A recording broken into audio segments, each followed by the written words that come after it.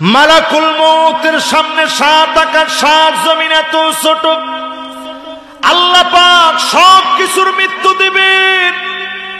আরশে আজিম বহন করে যেই ফেরেশতারা, কত বড় একটু চিন্তা করেন। এই যেমন আমার হাতে একটা গ্লাস, এই গ্লাসের ভিতরে সামান্য একটু পানি নিয়েছি।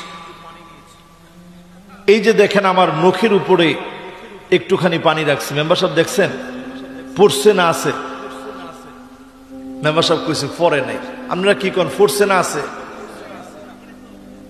ও দেখা যায় না তো। দেখছেন এই যে দেখেন একটু ছোট্ট 1 ফোঁটা পানি দেখা যায়।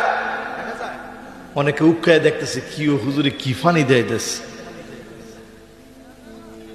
সবাই দেখেন নাই তো না?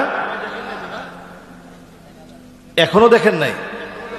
সামান্য 1 ফোঁটা পানি কেমনে দেখবেন?